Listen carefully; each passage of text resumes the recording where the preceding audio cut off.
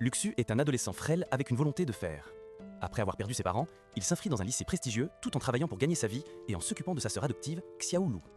Cependant, la vie tranquille de Luxu change brusquement lorsque un accident de voiture réveille sa cultivation, l'attente des pouvoirs de Dieu. Maintenant guéri de sa faiblesse physique, il décide de cacher ses nouvelles capacités. L'art de la cultivation est encore enveloppé de mystères et le destin des cultivateurs reste incertain. Pendant ce temps, Tianlo Diwang-A, la fondation internationale responsable de la surveillance des cultivateurs, met ses plans en action. Sous l'impulsion de leurs membres, Shifei, un groupe spécial d'entraînement à la cultivation est établi dans le lycée de Lushu. Bien que Luxu soit contraint de rejoindre le programme, il est déterminé à cacher la nature de son puissant pouvoir. En effet, sa cultivation puise dans une ressource illimitée, les émotions négatives des autres, engendrées par ses actions. Par une nuit pluvieuse, une femme court désespérément, tenant un bébé dans ses bras. 2 personnes la poursuivent et elle peine à avancer. Elle parvient qu'à se cacher près d'une maison et commence à bercer le bébé pour le calmer. Soudain, la propriétaire de la maison sort, ayant entendu le bruit. En voyant la femme et le bébé, elle les invite à entrer pour protéger le petit de la pluie. La femme, épuisée et avec un regard inquiet, accepte. Avant d'entrer, elle remet le bébé à la dame en disant qu'elle va acheter des médicaments et qu'elle reviendra bientôt. Cependant, la mère du bébé disparaît sans laisser de traces, laissant l'enfant à son nouveau destin. 18 ans se sont écoulés depuis cette nuit-là, et maintenant, nous nous trouvons au Festival des Feux d'artifice de la mer. Une fille nommée Luxiao demande à son grand frère, Luxu, de lui acheter des fruits caramélisés Tangoulou qu'elle adore. Luxu, notre protagoniste, est le bébé qui a été abandonné cette nuit-là, et il porte toujours le même collier en noix qu'il avait alors. Bien que Luxu soit assez prudent avec l'argent, il cède finalement au désir de sa sœur et achète les bonbons. Alors qu'ils profitent du festival, ils entendent des gens parler d'un homme qui aurait soulevé plus de 2000 livres. Certains croient qu'il est surhumain, tandis que d'autres pensent qu'il est un fraudeur. Curieux, les frères et sœurs s'approchent d'une performance de rue où un homme respire du feu. Cependant, en raison de leur taille, ils ne peuvent pas bien voir. Mais Luxu ne peut pas la soutenir longtemps et il la pose rapidement, la poussant en avant pour qu'elle puisse avoir une meilleure vue. Pendant la performance, quelque chose d'étrange arrive à Luxu. Il a une vision d'une épée et il ressent une énergie émanant de son collier. Surpris et confus, il se demande s'il vient de vivre quelque chose de supernaturel. Après le spectacle, Lu Xiaoyu convainc son frère de se faufiler derrière la scène et lui demande des informations sur ses tours. Ils réussissent à entrer, mais ce qu'ils découvrent est bien plus inquiétant que ce qu'ils avaient prévu. Il voit plusieurs hommes tirer sur les artistes, ce qui provoque un bruit qui alerte les attaquants de leur présence. Luxu, rapide d'esprit, ment en disant qu'il cherchait les croilettes. Les hommes, qui prétendent être des pompiers, leur assurent que la performance n'était pas autorisée. Bien que Luxu fasse semblant de les croire, il sait que quelque chose de sombre se passe. Il décide donc de partir avec sa sœur. Sur le chemin du retour, il rencontre un jeune homme nommé Jiwei, qui demande pourquoi ils étaient derrière la scène. Cependant, les frères et sœurs décident de l'ignorer et de continuer leur chemin. Luxu soupçonne que ces hommes blessent les artistes pour voler leur pouvoir. Inquiet, il demande à Lu Xiaohui ce qu'elle ferait s'il y avait plus de personnes avec des capacités surnaturelles dans le monde. Elle répond avec une détermination totale, en disant qu'elle deviendrait plus forte pour le protéger. Elle croit fermement que son frère éveillera un pouvoir spécial tant qu'il continue à la nourrir en retour. Lorsqu'ils rentrent chez eux, ils tombent sur la femme qui s'est occupée de Luxu il y a des années. Elle mentionne que son oncle est toujours le même, accoutumé à sa situation. Lu Qiao s'interrompt en l'appelant Tante Lin, tandis que cette dernière prépare un peu de médicaments. Cependant, Luxu est laissé partir, sentant que quelque chose d'important est sur le point de se produire. Cette nuit-là, pendant que Lu Xiaoyu regarde les nouvelles sur des personnes acquérant des pouvoirs, Luxu se dirige vers la cuisine pour préparer des nouilles pour le dîner, seulement pour découvrir qu'il n'y en a plus. Bien que sa sœur suggère d'acheter des nouilles instantanées, il refuse, plaisantant sur l'utilisation du collier en noix pour les cuisiner. Enfin, il décide de sortir pour acheter des nouilles. En marchant dans la rue, il remarque qu'il neige, et son esprit se remplit de souvenirs de son temps à l'orphelinat, où d'autres enfants se moquaient de lui. Malgré tout, il a toujours eu Lu Xiaohui à ses côtés, même lorsqu'ils ont tous les deux échappé à l'orphelinat pour être ensemble. Alors qu'il traverse la route, un camion le heurte. À ce moment-là, il entend la chanson de sa mère, et il sent son collier commencer à briller. Et tout devient confus. Et quand il se réveille, il est indemne. Luxu croit avoir éveillé un pouvoir inhabituel. Le chauffeur de camion, effrayé, s'enfuit sans offrir d'aide. Après avoir acheté les nouilles, Luxu rentre chez lui, surprenant la caissière avec son apparence tachée de sang. Lorsqu'il arrive, il raconte à Liu Xiaoyu ce qui s'est passé. Elle, au lieu de s'inquiéter, demande si le camion va bien, ce qui le fait rire malgré tout. Plus tard, dans sa chambre, un menu apparaît dans l'air, semblable à une interface de jeu vidéo, montrant les noms des personnes qu'il a effrayées, lui attribuant des points. Curieux, il appuie sur un bouton et gagne une roue à prix, recevant un fruit de purification qui ressemble à une pomme. Lorsqu'il en mord, il ressent une lumière parcourir son corps, le remplissant d'énergie. Bien qu'il échoue dans ses tentatives suivantes, il persévère et finit par gagner un rouleau contenant la chanson de sa mère. Alors qu'il chante la chanson, une lumière l'enveloppe, le transportant dans un univers différent. Cependant, il continue de parler à Luke Xiaoyu comme s'il était encore dans sa chambre. Quelque chose a changé en lui, et il sait que sa vie ne sera plus jamais la même. Après avoir mangé, un sentiment étrange l'envahit, et il décide d'enquêter sur un incendie qu'il a vu aux nouvelles. Quand il arrive sur les lieux, il voit les mêmes hommes qui ont tiré sur les artistes, réalisant qu'il n'est pas sûr de s'approcher d'eux. Alors que Lushu essaye de s'échapper de cette situation dangereuse, il évite habilement les ennuis en prétendant qu'il cherchait des radis séchés. Les hommes, ne trouvant rien de suspect, supposent qu'il est juste une personne ordinaire et le laissent partir. Cependant, Lushu remarque quelque chose d'étrange. Il peut sentir la présence d'autres personnes, mais elles ne peuvent pas le détecter. Juste au moment où Lushu s'apprête à dire à Xiaoyu ce qui se passe, quelque chose de surprenant se produit. Une personne tombe dans leur jardin, depuis le ciel. Les frères et sœurs intrigués et légèrement inquiets enquêtent secrètement. Cet événement inattendu remplit Lushu d'émotions négatives, qui, à sa grande surprise, lui accorde plus de points dans son système de compétences mystérieux. Alors qu'il s'approche, il découvre que la personne tombée est le performeur de feu qu'ils avaient vu plus tôt, ce qui amène Lushu à soupçonner qu'il a été manipulé pour créer les flammes qu'il exhibe. Xiaoyu, toujours curieuse, demande ce qu'il devrait faire avec l'homme tombé. Lushu, toujours en train de calculer, suggère de l'ignorer pour éviter d'attirer plus d'attention. Cela agace l'homme et, à la grande joie de Lushu, lui rapporte encore plus de points. Le protagoniste réalise que le performeur fait salement semblant d'être inconscient. Il décide donc de le provoquer davantage pour accumuler des points supplémentaires.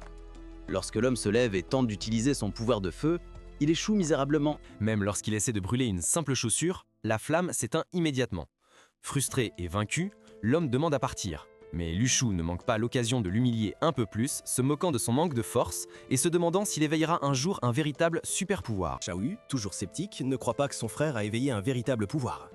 Bien que le sujet soit bientôt oublié, Lushu réfléchit à sa situation et explore le menu dans son esprit. Il découvre un objet dans son inventaire qui peut se matérialiser lorsqu'il est touché. Déterminé à mieux comprendre ses capacités pour consommer l'objet, il est instantanément transporté dans un univers où il peut sentir son pouvoir grandir en lui. Lorsqu'il se réveille enfin, il réalise qu'il a gagné une force immense. Le lendemain, Xiaoyu se moque de lui en mentionnant que ses amis se retrouvent sans lui. Lushu explique qu'il n'a pas l'argent pour les rejoindre, mais il parvient habilement à discuter avec le groupe et les énerve intentionnellement, gagnant ainsi plus de points. Xiaoyu, qui est agaçant, l'envoie vendre des œufs pour gagner un peu d'argent. En vendant des œufs, Lushu remarque que les autres vendeurs l'ignorent. Un vendeur expérimenté lui conseille de ne pas s'inquiéter pour les autres. Peu après, plusieurs camarades de classe, y compris quelques intimidateurs, s'approchent de lui avec son esprit. Lushu tourne la situation à son avantage, laissant le surveillant de classe acheter tous les œufs. Heureusement, une fille intervient et prête de l'argent au surveillant, laissant les garçons embarrassés.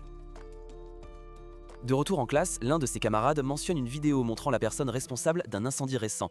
Mais Lushu l'ignore et décide de regarder une autre vidéo sur les niveaux des individus éveillés, allant de A à F, avec F étant le niveau le plus bas. Après l'avoir regardé, Lushu, toujours à la recherche de plus de points, plaisante en disant que quelqu'un a éveillé un pouvoir, provoquant des réactions qui augmentent son compteur de points. Cependant, l'atmosphère à l'école devient tendue lorsqu'un camarade de classe fait éruption dans la salle, annonçant un incident dans la 7e classe où des personnes observent des objets éparpillés sur le sol. Lorsqu'il arrive sur les lieux, Lushu ressent une augmentation de l'énergie négative et découvre qu'un étudiant avait eu une dispute avec un enseignant et a lancé un bureau avec une telle force qu'il a été détruit. Soupçonnant que l'étudiant pourrait être sur la terrasse, Lushu y court rapidement. Sur la terrasse, le protagoniste rencontre une scène frappante. L'étudiant tient le professeur par le cou, menaçant de le jeter par-dessus le bord. Au lieu de paniquer, Lushu voit cela comme une opportunité de gagner plus de points.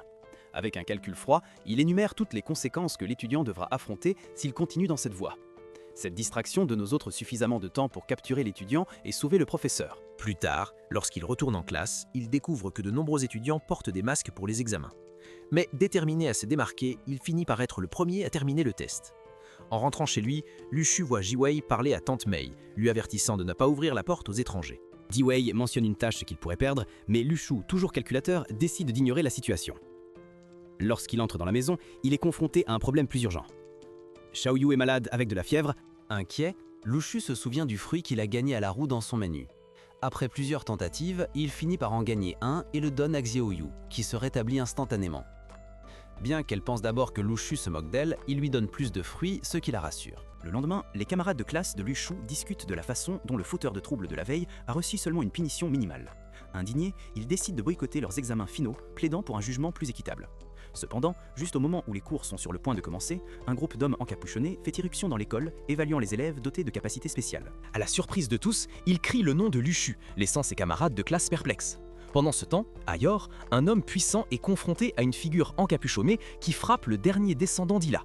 Luchu se prépare pour ce qui va arriver, tandis que l'homme envoie ses subordonnés pour arrêter la figure encapuchonnée bien qu'ils échouent. À l'école, l'attention des élèves est attirée par une activité inhabituelle. Plusieurs hommes encapuchonnés transportent des boîtes dans l'institution. Pendant ce temps, dans la classe de Lushu, un nouvel élève nommé Zhang Sui est présenté, sans raison apparente. Le camarade de bureau de Luxu lui cède sa place, en disant qu'elle ne veut plus s'asseoir à côté de Luxu. L'atmosphère devient tendue, alors que les camarades de classe commencent à faire l'éloge de la nouvelle arrivante, en supposant qu'elle est une fille. Mais à la grande surprise de tous, le nouvel élève se présente comme Zhang Shui et précise qu'il est un garçon. Malgré la confusion, Luchu saisit l'opportunité de poser des questions gênantes afin de gagner plus de points dans son système mystérieux. Cette même nuit, Luchu se dirige vers un bâtiment où certains de ses camarades de classe sélectionnés se sont rassemblés. Un des hommes encapuchonnés est nommé Shifi, qui s'avère être la même personne qu'il a vue plus tôt, apparaît et explique qu'il les a convoqués pour apprendre à se cultiver eux-mêmes. Il commence la leçon en demandant s'ils connaissent l'alliage de sodium et de potassium. Voyant que personne ne le sait, il simplifie la question en demandant s'ils savent ce qu'est le sodium. Un camarade tente de répondre, mais l'homme demande à Luchu de répondre à la place. Surpris, Luchu saisit l'occasion de gagner plus de points, bien qu'il se sente un peu gêné dans le processus. L'homme à capuche explique que l'alliage est un type de liquide métallique qui peut détecter l'interaction entre le sang humain et l'énergie du ciel et de la terre.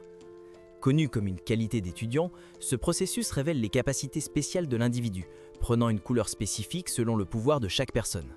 Après le cours, un groupe d'étudiants murmure des commentaires négatifs sur Luchu, insinuant qu'il n'a été admis que par la force en raison de son faible niveau. Cependant, Jiang Shui l'encourage en disant que le succès nécessite des efforts et de la persévérance. Luchu, toujours avec une attitude désinvolte, répond qu'il ne se soucie pas de ce qu'ils disent. En rentrant chez lui, Luchu trouve Chao Yi en train de déguster un grand repas, mangeant des fruits spéciaux qui la renforcent. Soudain, un menu apparaît dans l'esprit de Luchu, indiquant que sa purification a atteint sa puissance maximale. Excité, il débloque une capacité qui lui permet de générer du tofu pur, qu'il donne à Chao Yi. Après de nombreuses tentatives pour invoquer plus de tofu, il tire enfin une carte qui, lorsqu'elle touche Xiaoyu, arrête le temps et ouvre un trou dans le ciel. Xiaoyu est transportée dans l'espace où elle finit par se réveiller. Plus tard, Luchu a une idée brillante, vendre le tofu puant pour gagner de l'argent. Le lendemain, le protagoniste rencontre un homme qui pratique l'escrime. L'homme propose de lui enseigner, mais avec son objectif clair, Luchu décline et continue son chemin vers la place du village. Là, il réussit à vendre tout son tofu puant avant de se diriger vers l'école. Cette routine devient sa vie quotidienne, vendant du tofu le matin et excellant dans ses cours. Une nuit, chez lui, une lumière mystérieuse apparaît devant lui et le transporte dans un univers inconnu. Dans cet endroit, Luchu ressent une puissance émanant de son corps, bien qu'il ne sache pas comment la contrôler. Soudain, une épée de lumière violette apparaît, que Luchu manie sans effort. Malgré cela, il se rend compte que l'utilisation de l'épée dans sa réalité l'épuise considérablement. Cependant, il comprend que s'il peut maîtriser ce pouvoir, il deviendra un véritable génie. Le lendemain, à l'école, les camarades de classe de Luchu discutent des éveillés, un sujet populaire sur un forum officiel. Jiang Shui raconte à Luchu l'histoire de 3 éveillés qui se sont associés pour voler la banque centrale. Avant qu'il puisse répondre, le délégué de classe interrompt, en suggérant qu'il devrait rejoindre l'organisation de son père pour améliorer la mauvaise qualité de vie dans leur ville. Il laisse entendre que Luchu est pauvre, ce qui provoque la colère de Luchu et lui rapporte plus de points. Cette même nuit, lors du cours de culture, Jiang Shui révèle à Luchu que le professeur possède une pierre spéciale qui les aide à cultiver. Lorsqu'ils reçoivent leur note finale pour le cours de la pierre, le professeur leur montre comment établir une connexion avec elle afin de multiplier leur force par 10. Chez lui, Luchu essaie de connecter sa pierre avec l'épée, mais échoue. Frustré, il commence à douter de l'efficacité de la méthode de son professeur, bien qu'il ne sache pas comment exprimer ses doutes.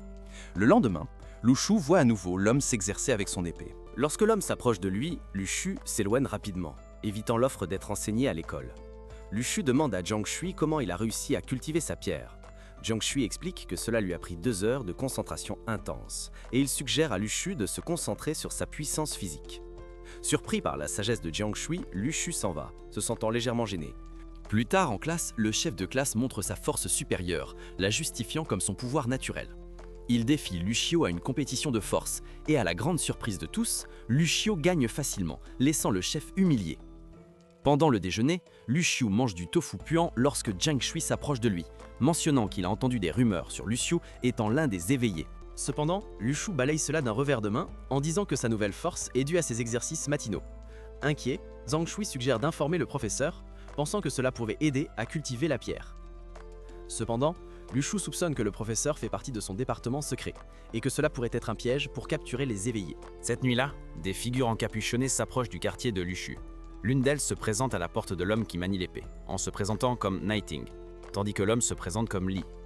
Nighting explique qu'il a besoin de Li pour rejoindre son groupe, en raison des guerres en cours et de son rôle en tant que dernier successeur. Cependant, Lai refuse, en déclarant qu'ils ne peuvent contrôler aucun pays et qu'ils seraient facilement vaincus. Résigné, Nighting espère que leur prochaine rencontre ne sera pas en tant qu'ennemi.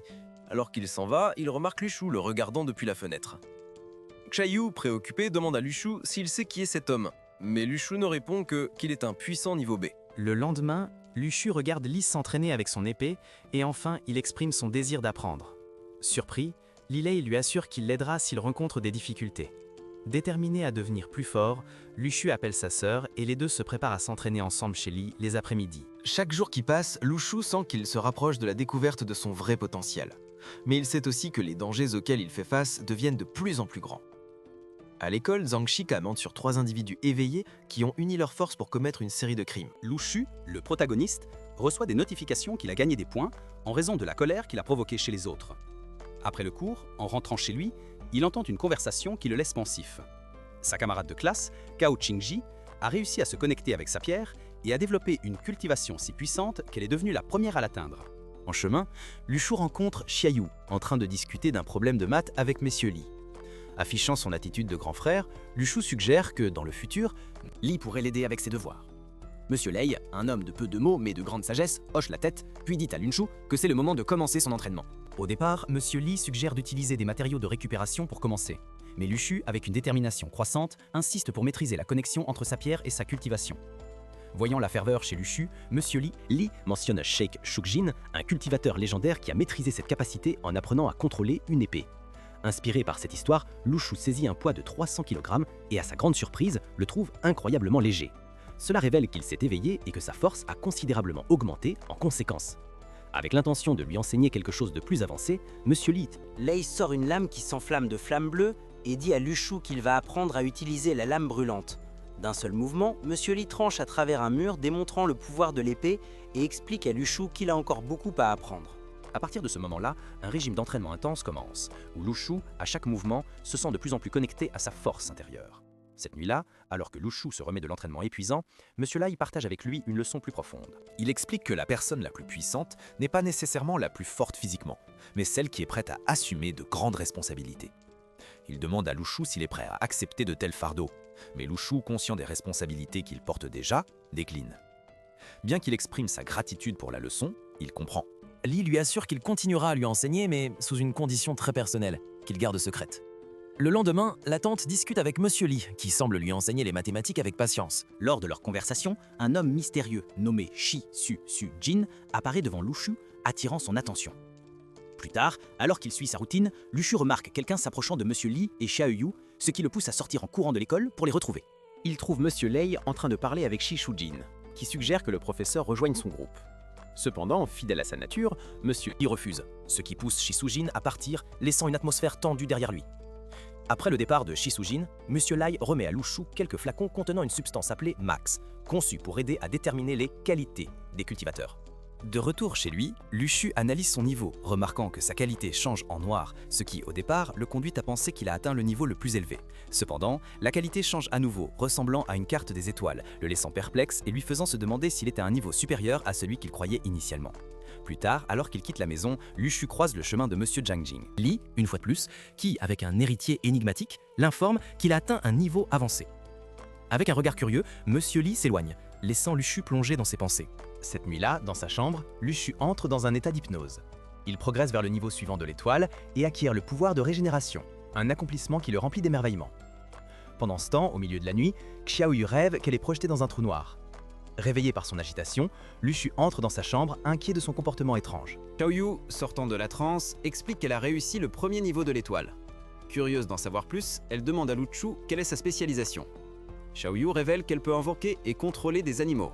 Pour le démontrer, elle commence par invoquer une fourmi morte, puis un oiseau dans le jardin. Rappelant qu'elle a acquis ce pouvoir lorsque le rouleau a été ouvert ce jour-là, Xiaoyu exprime son désir de s'entraîner avec des animaux plus grands. alors que Luxu l'emmène voir Pipin, un pouchon particulier qu'ils avaient vu auparavant. Cependant, pensant que Luxu lui fait une blague, Xiaoyu devient en colère. De retour chez lui, Xiaoyu réussit à invoquer le cochon. Cependant, Luxi, pour tester la réaction de l'animal, le renverse et l'inflige une blessure, confirmant qu'il réagit comme un vrai cochon. Néanmoins, Luxi utilise son pouvoir pour invoquer l'épée, effrayant le cochon et l'éliminant. Cela lui permet de passer à un autre niveau, mais au prix de la colère de Xiaoyu. Cette nuit-là, les nouvelles rapportent davantage de morts liées à des criminels éveillés, augmentant l'inquiétude dans la ville. Pendant le dîner, Luxu ressent une perturbation liée aux éveillés près d'un pont, ce qui l'incite à enquêter. À son arrivée sur les lieux, il trouve un groupe de figures encapuchonnées face à des éveillés dotés de super-pouvoirs.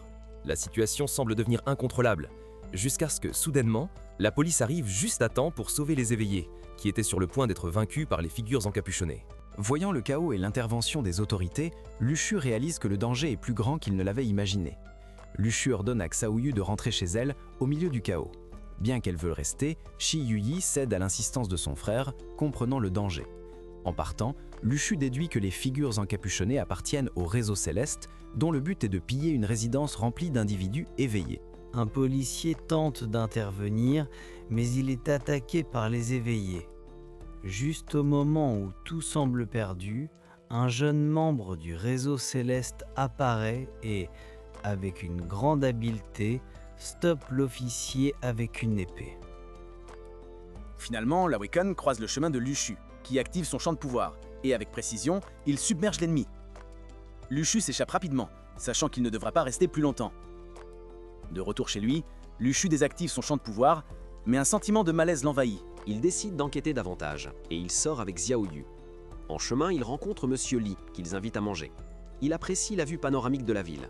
Bien qu'il refuse l'invitation, Luxu demande à Xiaoyu d'activer son pouvoir pour surveiller les environs. Tout est calme, alors il décide de retourner sur le site de bataille. Là, Luxu demande à Xiaoyu si elle peut sentir l'énergie résiduelle des défunts. Xiaoyu, devenant sérieuse, confirme qu'elle peut.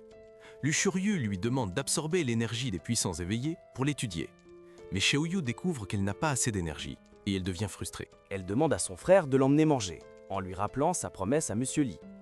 Pendant qu'il mange, Luxu conseille à Xiaoyu de cacher ses pouvoirs. D'une voix basse, il lui dit que s'ils avaient dit qu'ils étaient orphelins, leur vie serait plus facile. Xiaoyu pleure, craignant qu'elle ne soit renvoyée à l'orphelinat. Mais Luxu la rassure, promettant de travailler dur pour obtenir un endroit à eux. Le lendemain, le réseau céleste discute de l'apparition de Luxu, un nouveau joueur puissant qui pourrait avoir un avenir brillant et dangereux. Pendant ce temps, Luxu continue de vendre du tofu puant et profite de la situation, gagnant plus de points de colère. Durant la nuit, un homme furtif vole des économies de divers endroits cachés dans sa chambre. Pendant ce temps, Xiaoyu, éveillée par un instinct intérieur, s'approche avec excitation de son frère. Elle lui montre qu'elle a recréé l'homme qui l'a vaincu. Luxu, momentanément stupéfait, croit que l'homme est réel. Inquiet, il demande à Xiaoyu si elle contrôle ses capacités, mais elle lui assure qu'elle le fait. Cependant, il la met en garde de ne pas les utiliser à la maison. Xiaoyu révèle qu'elle peut voir les souvenirs de l'homme recréé et informe Luxu sur l'emplacement de l'argent volé. Bien qu'elle suggère de le récupérer, Luxu l'arrête en expliquant que ce n'est pas le bon chemin et qu'il économise pour acheter une maison à l'avenir. À contre-cœur, Xiaoyu accepte et va se coucher. Le lendemain matin, des rumeurs sur la confrontation entre les individus éveillés et le réseau céleste inondent l'école. Impatient, Luxu interrompt ses camarades de classe. Zhang Shui, intrigué, lui demande à propos de la Terre bénie. Zhang Shui explique que c'est un lieu sacré où les pratiquants récoltent des pouvoirs. Il mentionne les pierres spirituelles, des objets précieux accordés par le réseau céleste, essentiels pour progresser dans la cultivation de pouvoir. Pendant ce temps, le réseau céleste continue d'échapper aux éveillés. À l'école, les élèves se rassemblent pour accueillir le nouveau directeur. Li Xiao, qui informe Luxu qu'il a reçu des nouvelles concernant l'argent volé, sous-entend que quelqu'un l'a signalé dans l'auditorium. Un Li Xiao, visiblement anxieux, monte sur scène et annonce qu'il sera en charge d'un groupe spécial d'élèves en formation avancée, incluant Luxu, qui se voit attribuer 2 pierres spirituelles, reconnaissant son potentiel. Après le cours, Luxu consulte Jian Shui au sujet de la vraie valeur des pierres spirituelles. Jian Shui suggère de les vendre sur le marché noir, mais Luxu décide de les utiliser pour charger son téléphone portable. Il réfléchit à la façon dont ce petit gain les rapproche d'un pas de l'achat d'une maison. Lorsqu'il arrive chez lui, il trouve Xiao et Monsieur Li en train d'étudier avec leur tante, qui a préparé quelque chose de délicieux à manger. Pendant ce temps, Li et Xiao apparaît de manière inattendue. Cette nuit-là, Luxu révèle à Xiaoyu qu'ils ont économisé suffisamment d'argent pour acheter une maison, la laissant stupéfaite et en larmes de joie. Dans l'après-midi, Luchou reçoit un appel de l'un de ses camarades de classe, l'informant qu'ils doivent être dans le camion à 7 heures précises. Sans perdre de temps, Luchou envoie un message à Xiaoyu pour la rassurer, lui disant que tout est en ordre dans les camions. L'atmosphère est chargée d'anticipation. Jiang Shui informe tout le monde que leur destination est un ensemble de ruines mystérieuses d'origine extraterrestre où se trouve le centre de la formation, un artefact de pouvoir incalculable. À leur arrivée au camp près des ruines, les étudiants se dirigent vers la salle à manger improvisée. Liu Li se moque de la pauvreté de Luchou, mais il l'ignore. Cependant, lorsqu'un homme arrogant entre, cherchant une place, Luchou le frappe fermement et se rassoit. Le chef du camp demande qui est responsable, mais personne ne se confesse. Plus tard, Jiang Shui suggère à Luchou de s'entraîner dans les ruines plus tard. Toujours désireux de s'améliorer, il se prépare à s'entraîner. Cependant, lorsqu'il remarque un homme contemplant les montagnes, il décide de le reporter. Au lieu de s'entraîner, il choisit d'ennuyer son camarade de classe pour gagner plus de points. Le lendemain, Luchu vérifie ses progrès et découvre qu'il n'a aucun signal sur son téléphone mobile pour envoyer un message à sa sœur, ce qui l'inquiète. Dans la salle à manger, il reçoit 2 portions supplémentaires de poulet et une place privilégiée. Cependant, il choisit de s'asseoir avec son ami. Reste fidèle à son humilité tout au long de la journée, il continue sa mission pour agacer le chef de groupe, qui finit par fuir au sommet de la forêt. Mais Luchou le poursuit sans relâche. Le lendemain, le camp devient plus amical envers Luchou. Cependant, le calme est brisé lorsque Lily, qui est au niveau F, défie Luchou à un compas. Un superviseur intervient en déclarant que la compétition doit se faire par la force. Luchou émerge victorieux, impressionnant le superviseur par son habileté. Soudain, un brouillard mystérieux émane des ruines et une sirène retentit, signalant une évacuation immédiate. Luchou et ses compagnons tentent de s'échapper, mais le brouillard les enveloppe, les piégeant à l'intérieur des ruines. Au milieu du chaos, un squelette émerge et attaque Luchou. Il le vainc en le fendant en deux, mais les morceaux continuent de bouger. Il décide de le dupliquer, ce qui finit par l'arrêter. Poursuivant son exploration, Luchou fait face à d'autres squelettes et monstres, les vainquant avec habileté. Ses compagnons, impressionnés par son courage, souhaitent rester avec lui, mais Luchou, déterminé à aider les autres, leur laisse une hache et continue d'avancer. Dans cet endroit dangereux, Luchou progresse à travers un terrain hostile, affrontant des zombies armés de haches. Bien qu'il les batte, la fatigue l'envahit et il cherche refuge avant la tombée de la nuit. En explorant, il découvre un signal de détresse lancé par un homme du réseau céleste, nommé Chang Huanyu. Avec astuce, Luchou se présente sous le faux nom de Liu Li et fait semblant de collaborer. Mais il devient rapidement suspicieux des véritables intentions de l'homme. La tension monte lorsqu'un groupe de zombies s'approche, les forçant à fuir. Luchou trompe l'homme et le laisse derrière lui, mais l'homme le rattrape à nouveau. Ils atteignent tous les deux une montagne, où Luchou fait semblant de s'endormir, pour contrecarrer les tentatives de l'homme de voler son épée. Le lendemain, Luchou ment à l'homme en disant qu'il va chercher du tofu puant. Après avoir mangé, il revient et offre le tofu à l'homme, décrivant son origine de manière répugnante. Furieux, l'homme attaque Luchou, mais il est facilement vaincu. Poursuivant son voyage, Luchou trouve un pommier dans une forêt. Forêt ? En cueillant des pommes, il est attaqué par des écureuils territoriaux, mais parvient à s'échapper avec quelques fruits. Assoiffé, Luchou s'arrête à un ruisseau pour boire de l'eau, mais il est bientôt poursuivi par une meute de loups. Bien qu'il soit blessé, il guérit rapidement en mangeant un fruit de sa roulette, démontrant ainsi ses capacités de survie. Dans un moment de réflexion rapide, il enlève ses chaussures pour courir plus vite et parvient à s'échapper, atteignant le groupe d'étudiants qu'il avait aidé plus tôt. Les étudiants, surpris par son retour, l'invitent à rester, en supposant qu'il doit être très puissant.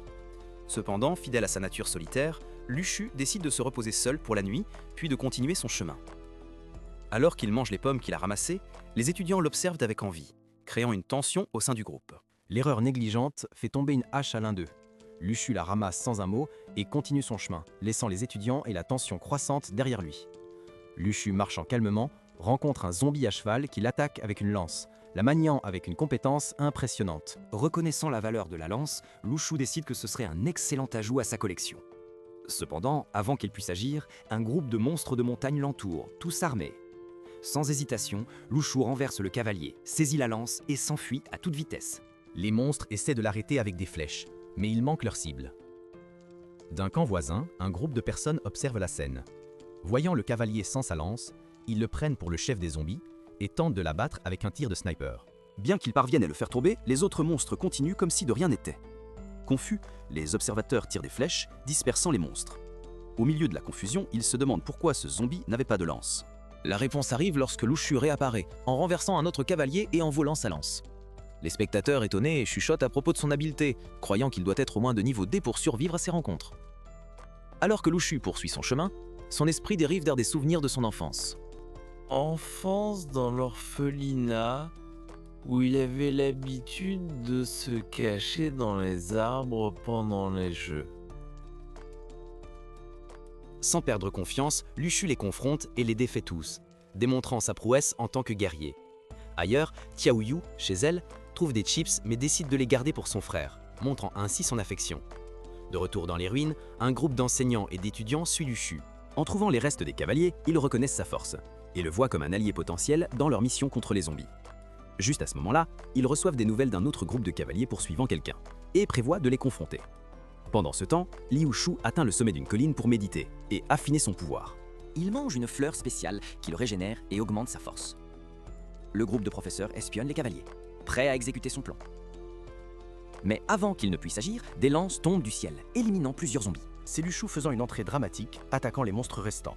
Avec toutes les armes à sa disposition, il affronte les ennemis seul, affichant une compétence incroyable qui laisse tout le monde en admiration.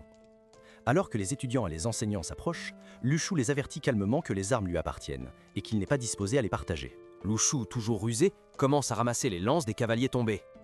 Pendant qu'il travaille, quelqu'un s'approche de lui. En l'appelant par son vrai nom, Liu Shu les rassure calmement, en disant qu'il ne veut pas que quiconque prenne les lances. Ne vous inquiétez pas, ils répondent, et ils continuent à échanger les armes contre des biens allant des allumettes aux couvertures usées. Après le troc, le groupe suit Liu Shu, qui les guide avec une chanson. Alors qu'ils avancent à travers les ruines, l'air devient plus frais, et Liu Shu, curieux, demande aux leaders s'ils ont subi de nombreuses pertes. Il raconte que seuls les braves du réseau de la Flamme Rouge se sont sacrifiés pour sauver les étudiants.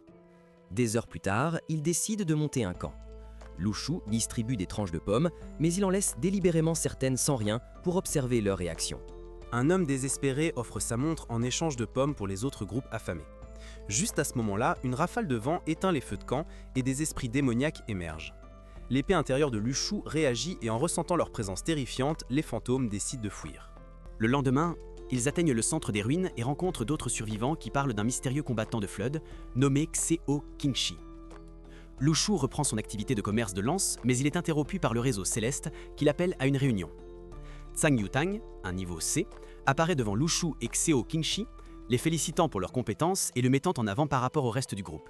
Le superviseur inspecte une grotte et, avec un flair dramatique, menace de faire exploser du cœur jusqu'au sol pour mesurer sa profondeur.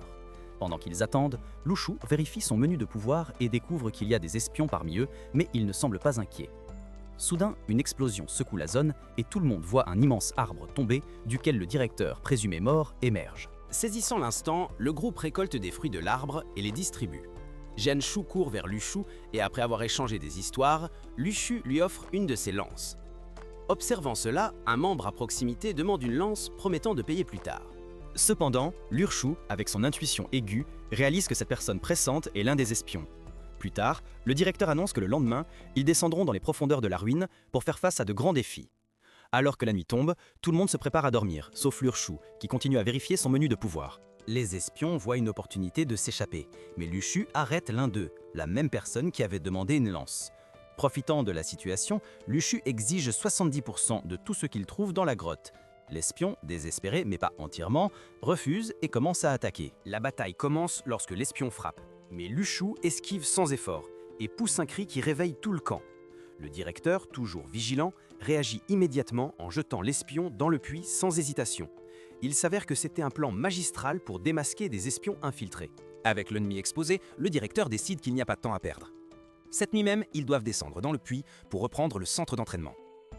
Le directeur rassemble rapidement son équipe de confiance et sélectionne les meilleurs étudiants pour la mission critique, tandis que les autres restent en haut pour protéger le camp. Avant de partir, le directeur s'approche de Liu Shu, intrigué par sa collection de bijoux et propose un accord pour explorer d'autres ruines en échange de protection. Bien que Liu Shu semble désintéressé, ils finissent par accepter de partager également tout ce qu'ils trouvent. Une fille utilise son pouvoir pour créer une échelle permettant à tout le monde de descendre dans la grotte. Alors qu'ils descendent, la grotte s'illumine d'une lueur verte, activant l'épée interne de Liu Shu. Mais il la contrôle avant qu'elle ne cause des problèmes. En atteignant le fond, il trouve les corps des traîtres morts et se dirige vers un ancien temple, où des milliers de fantômes émergent, prêts à attaquer. Une bataille féroce s'ensuit, mais aucun des fantômes n'ose toucher Liu Shu, dont l'épée interne les reprime avec une force terrifiante. Un traître réapparaît sous la forme d'un esprit alimenté par l'énergie sombre de ses camarades tombés, et attaque le groupe. Liu Shu, toujours préparé, sent le danger grâce à son épée intérieure et se défend avec sa lance avec une grande habileté. Tout le monde est étonné. Mais Luchu, révélant peu, désigne au hasard un endroit pour que le tireur d'élite du directeur tire et, à sa grande surprise, il touche la cible. La situation s'intensifie lorsque des milliers de guerriers zombies émergent du temple, avançant vers eux. Le directeur se confronte aux chefs zombies tandis que les étudiants et les enseignants combattent courageusement les morts vivants.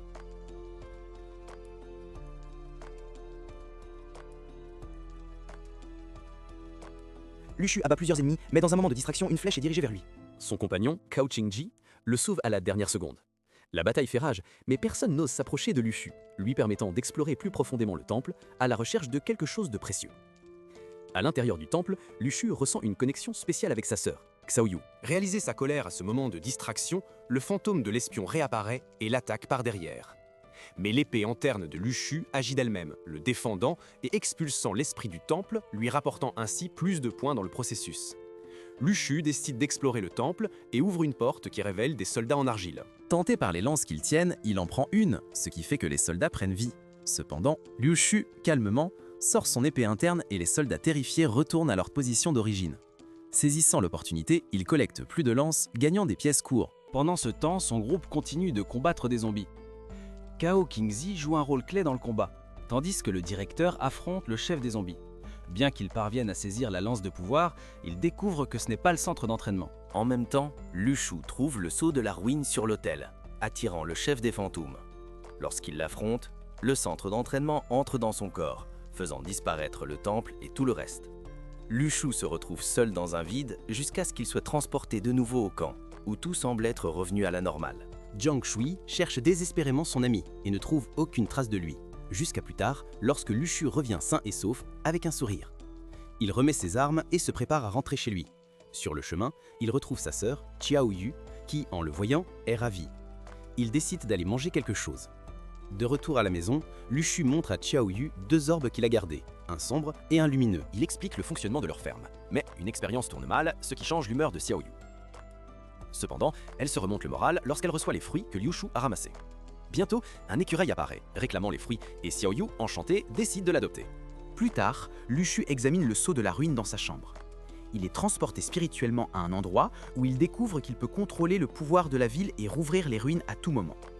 Sa méditation est interrompue par Xiaoyu, qui, préoccupé, le trouve dans la chambre. Luchu la rassure en promettant que leur vie sera différente. Pendant ce temps, le chef de la Flamme Rouge informe que Li Yishao soupçonne que son espion possède le sceau, mais qu'il n'a pas encore été activé. Il décide de modifier le curriculum pour n'inclure que ceux capables d'affronter de grands dangers. De retour avec Luchu et Xiaoyu, les frères et sœurs profitent de leur temps ensemble, après la grande aventure, tout en regardant les feux d'artifice.